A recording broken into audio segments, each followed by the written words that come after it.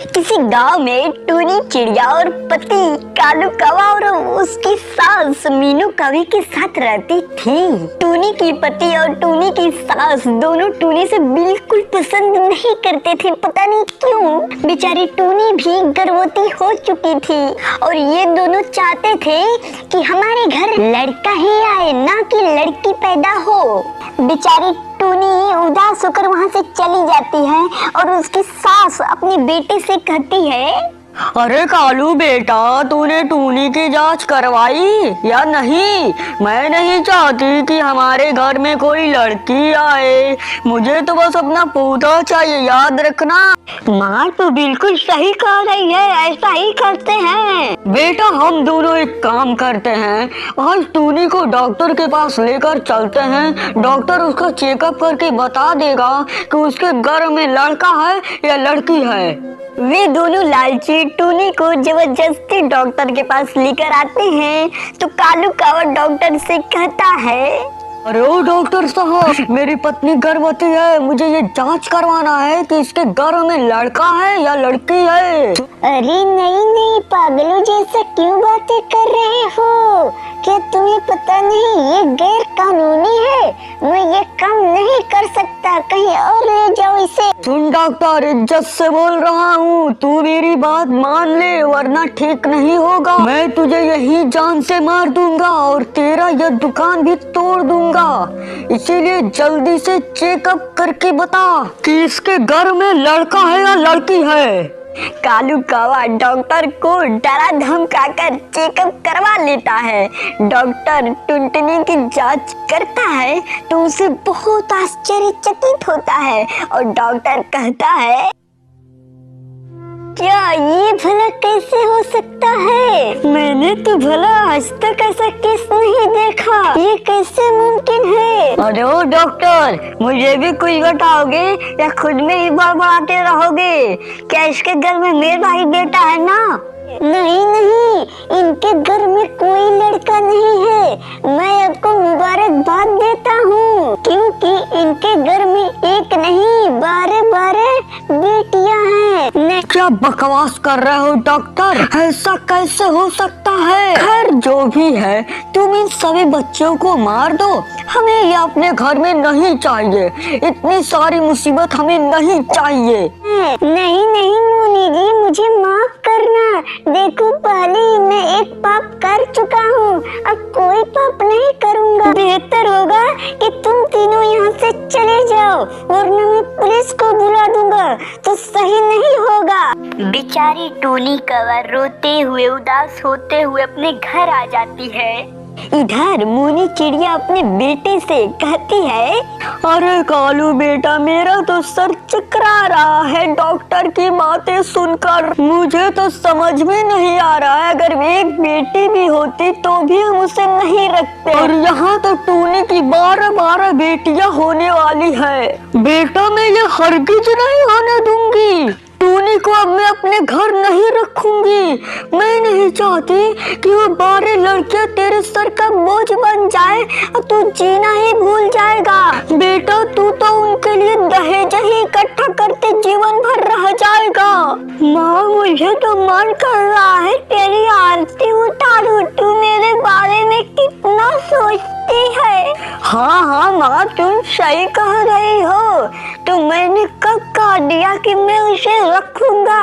मैं इस मुसीबत को किसी भी कीमत पर अपने साथ नहीं रखूंगी। माँ एक काम करते हैं, टूनी को घर से बाहर निकाल देते हैं, वो कहीं भी जाके मरे, हमें उससे क्या। मैं अच्छी सी अमीर लड़की देखकर दूसरी शादी कर लूंगी जो मुझे मेरा बेटा देगी। बेटा हाँ बेटा, ये उपाय सही लग रहा है, चल ऐसा ही करते हैं। वो दोनों टूनी को घर से बाहर निकाल देते हैं। टूनी उन दोनों के सामने बहुत रोती है और गिड़गिड़ाती है। माँ जी, कालू जी, आप दोनों ये क्या कर रहे हैं? मैं गर्भवती हूँ, मैं कहाँ जाऊंगी? मेरी बेटियों का क्या होगा? ऐसा मत कीजिए। आप दोनों ऐसा क्यों कर रहे हैं? आप दोनों मेरे अपने हैं, आपके अलावा मेरा कोई नहीं है। मैं कहाँ जाऊंगी? अरे कलमुही, तू कहीं भी जाके मर, इससे हमें क्या करना है।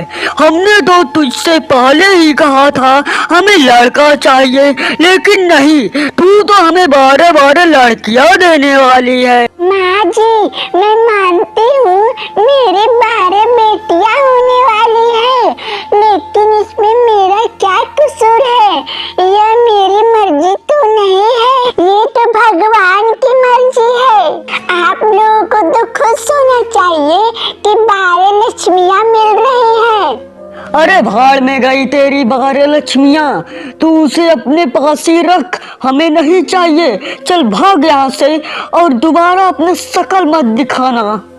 टूनी रोते हुए जंगल की तरफ चली जाती है। जंगल में पहुंचने के बाद उसे एक कुआं नजर आता है। उसके पास कोई भी रास्ता नहीं था, इसलिए वो मरने का फैसला कर लेती है। जैसे वो कुएं के पास जाती है, तभी उसे पीछे से एक चिड़िया का आवाज देकर बुलाती है और कहती है, अरे रुको रुको बहन, ये तुम क्या करने जा रही हो?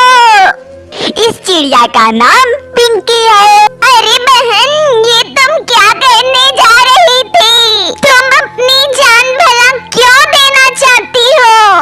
ऐसा क्या हो गया तुम्हारे साथ? मुझे बताओ, मैं तुम्हारा मदद करूंगा। क्या बताऊं बहन, मैं गर्भवती हूँ। डॉक्टर ने बताया कि मेरे घर में 12 बच्चियां हैं। मेरे पति और मेरे सास ने मुझे घर से बाहर निकाल दिया। उनके अलावा मेरा इस दुनिया में कोई नहीं है। मैं कहाँ जाऊँ भला, तुम ही बताओ। मैं इस 12 बच्चियों को कैसे पालूंगा? मेरे पास कोई रास्ता नहीं है, ना रहने के लिए घर, न खाने को खाना है। मुझे यही रास्ता नजर आया। तुम क्या कह रही हो बहन? अपने बारे में नहीं सही तो अपने होने वाली बच्चियों के बारे में तो सोचो। उन्हें इस दुनिया से आने के पहले ही खत्म कर दोगी। नहीं नहीं बहन, ऐसा मत कहो। मैं ऐसा नहीं करना चाहती। भला कोई भी माँ अपने बच्चों को कैसे मारना चाहेगी? लेकिन मैं क्या करूँ, मेरे पास अब कोई रास्ता भी नहीं है। इन 12 बच्चियों को मैं इस दुनिया में लाकर उन्हें एक जिल्लत की जिंदगी नहीं देना चाहती हूँ। देखो बहन, मेरा भी इस दुनिया में कोई नहीं है। मैं अकेली ही रहती हूँ। मेरा घर कुछ खास बड़ा तो नहीं है, ना ही मेरे पास कुछ पैसे हैं। मैं तो किसी के घर में काम कर कर गुजारा चला लेती हूँ। मैं तुम्हें ये तो नहीं कहूँगी, मैं तुम्हें खाना खिला सकती हूँ, लेकिन हाँ, मैं तुम्हें रहने के लिए जगह दे सकती हूँ।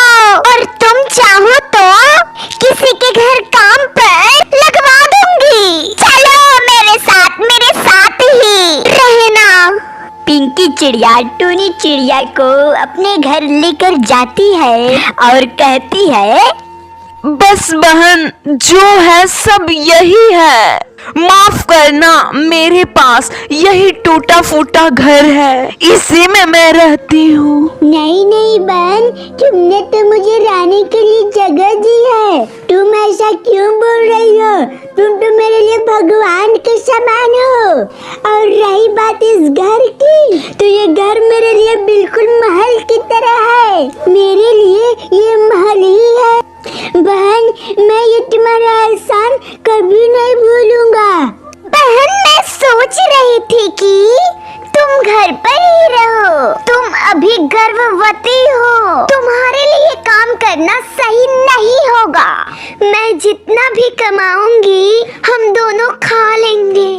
नहीं बहन, तुमने मुझे रहने को जगह दी है, अब मैं तुम पर और बोझ नहीं बन सकती।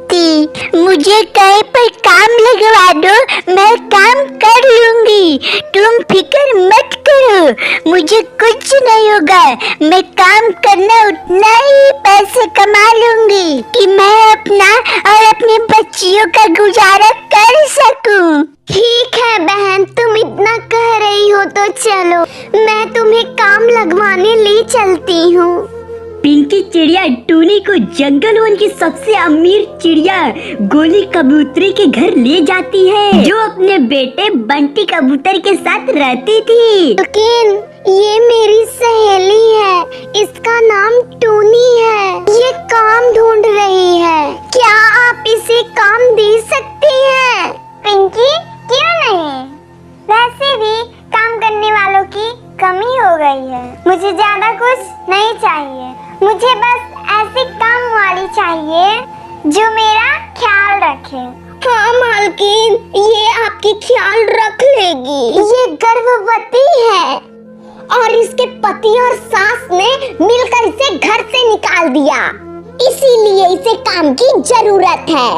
आप इस बात का बिल्कुल भी मत फिक्र कीजिए कि ये बहुत अच्छी है, ये आपका ख्याल बिल्कुल आपकी बेटी की तरह रखेगी। पर बंटी कबूतर कहता है कि मैं आपको कुछ काम करने की कोई जरूरत नहीं है, आप करवाती हैं, इसीलिए आपको घर का मुश्किल काम नहीं करनी है, आपको बस एक ही काम करना है, आपको मेरी माँ का ख्याल रखना है, ज्यादा कुछ नहीं, उन्हें समय पर बस दवाइयाँ देनी है, समय पर उनका खाना बस खिलाना है, यूँ कहूँ तो आपको उनकी बेटी बनकर ख्याल रखना है। मुझे मंजूर है, मैं इनका ख्याल एक बेटी की तरह ही रखूंगी। इस तरह भोली कबूतरी के घर टूनी काम करना शुरू कर देती है। वह भोली कबूतरी का बहुत ख्याल रखती है, उन्हें समय पर खाना खिलाती है और समय पर दवाइयाँ भी देती है। धीरे धीरे उन दोनों में बहुत गहरी दोस्ती हो गई है। अरे टोनी बेटा, तेरे साथ रहने पर मुझे ऐसा लगता है कि जैसे कि तू मेरी ही बेटी है। मेरी कोई बेटी नहीं है, लेकिन तेरे आने से वो भी कमी दूर हो गई है। हाँ माँ जी, आप बिल्कुल सही कह रहे हैं, मेरी भी माँ नहीं है, मैंने बचपन से माँ का चेहरा नहीं देखा है, लेकिन अब मुझे लग रहा है अगर मेरी माँ होती तो वो बिल्कुल आपके जैसा ही होती। आपको सच कहूँ तो माँ जी, आपका सेवा करके माँ जी बहुत सुकून मिलता है। मुझे ऐसा लगता है कि मैं अपनी माँ का सेवा कर रही हूँ। आपका बहुत बहुत धन्यवाद कि आपने मुझे काम पे रखा है। नहीं टोनी बेटा, ये तुम कैसी बातें कर रही हो? जाओ, तुम घर चली जाओ, वरना फिर रात हो जाएगी। ठीक है माँ जी, मैं घर जाती हूँ, आप अपना ख्याल रखिएगा, मैं कल फिर आती हूँ।